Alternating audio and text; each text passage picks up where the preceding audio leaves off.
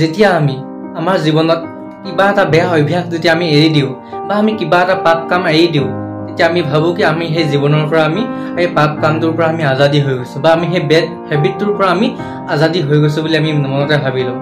কিন্তু নহয়, এই বাইবেলত কি লিখা আছে, যেতিয়া নেকি আমি পাপ কাম এটা এৰি দিওঁ সেই পাপ কামটোৱে আমাক পিছা কৰে, সেই বেয়া অভ্যাসটোৱে আমাৰ জীৱনত কাম কৰিবৰ কাৰণে আৰু শক্তিশালীভাৱে কাম কৰিবৰ কাৰণে চেষ্টা কৰে।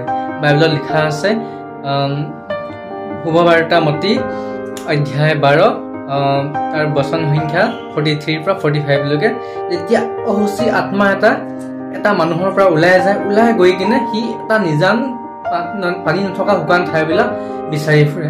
আৰু যেতিয়া নেকি সেই ঠাইডোখৰ ভাল ঠাই এডোখৰ থাকিবলৈ জেগা নাপায় তেতিয়া সি কি কৰে, সি ভাবি লয় যে মই য'ৰ পৰা আহিছিলোঁ সেই আগৰ জেগালৈকে মই ঘূৰি যাম বুলি কয়।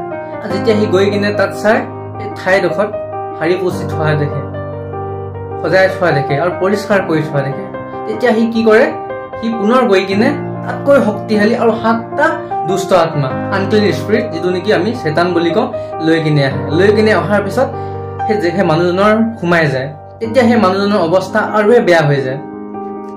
এই বাণীটোৱে আমাক এটাই কথা বুজাব বিচাৰিছে, যেতিয়া আমি কিবা এটা যেতিয়া নেকি আমি সাধনাত ভাগ লওঁ, ৰেতিত ভাগ লওঁ, আমি ঈশ্বৰৰ বচন ঈশ্বৰৰ বাণী মতে আমি চলিব চেষ্টা কৰোঁ, যেতিয়া নেকি আমি পাপ কামবিলাক এৰি দিওঁ তেতিয়া আমাৰ সেই পাপ কামবিলাকে আমাক আৰু শক্তিশালী ৰূপত কাম কৰিব ধৰে।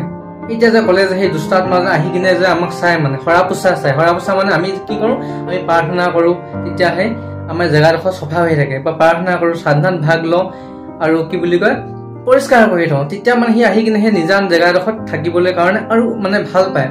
সেইটো কাৰণে কৈছে আমি যেতিয়া নেকি কোনোবা এটা পাপ কাম এৰি দিওঁ তেতিয়া সেই পাপ কাম এৰি দিয়াৰ পাছত আমি সেই বন্ধনটোৰ পৰা আমি মুক্ত হৈ নাযাওঁ, তেতিয়া আমাক আৰু পৰিচানি আমাৰ আৰু লগত বেছি হৈ যায়। সেইটো কাৰণে কৈছে প্ৰাৰ্থনা কৰিবৰ কাৰণে, আমি ঈশ্বৰৰ বাণী বা ঈশ্বৰৰ মতে চলিবৰ কাৰণে ঈশ্বৰে আমাক কৈছে। সেইটো কাৰণে আমি সকলো সময়তে সতৰ্ক হৈ থাকিবলৈ লাগে।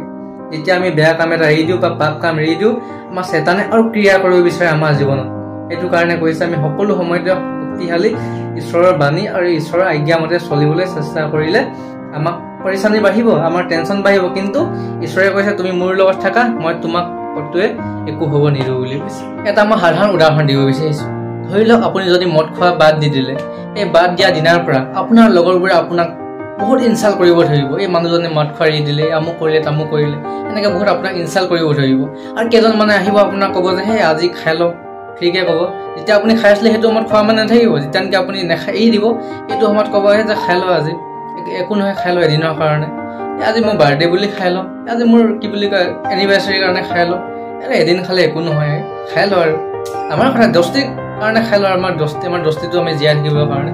তেনেকৈ বহুত মানুহে খাব বিচাৰিব, বহুতে খাব বিচাৰিব। চক এই বাণীটোৱে এইটোৱে ক'ব বিচাৰিছে, যেতিয়া নেকি আপুনি ঈশ্বৰৰ মতে চলিব বা ঈশ্বৰৰ ৰাস্তাত চলিব, আপোনাক সকলো সময়তে আপোনাক চেতানে আপোনাক ফালি খাবলৈ কাৰণে আপোনাক চেষ্টা কৰিব।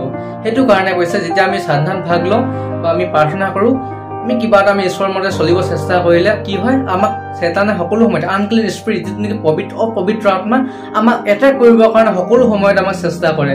যদি আমি সেইকাৰণে আমি সকলো সময়তে প্ৰাৰ্থনা কৰি থাকিব লাগে, আমাৰ যিটো নেকি মানে প্ৰাৰ্থনা কৰা যিটো নেকি হেৰিটো জাৰি ৰাখিব লাগে, প্ৰাৰ্থনা কৰা হেৰিটো অভ্যাসটো, তাৰ লগতে বাণী পঢ়াটো, ঈশ্বৰৰ বাণী পঢ়াটো, লগতে আমি ৰেতিত ভাগ লোৱাটো যদি হেৰি হৈ থাকে, জাৰি হৈ থাকে, তেন্তে আমাক দুষ্ট আত্মাই আমাক এটেক কৰিব নোৱাৰে। যদি আমি প্ৰাৰ্থনা কৰিলোঁ কেইদিনমান, তাৰপিছত যদি এৰিটো তেন্তে আমাৰ সেইবিলাক আক্ৰমণ বহুত কৰিব, আৰু সেই আক্ৰমণ কৰি দিয়াৰ পিছত কি হ'ব, তেনেকৈ 7টা আত্মা লৈ অহাৰ পিছত সেই মানুহজনৰ অৱস্থা আৰুৱে বেয়া হৈ যায় বুলি কয়, আৰুৱে বেয়া হৈ যাব, তাতকৈ বেয়া হৈ যায় মানে সেনেকুৱা লাইফ।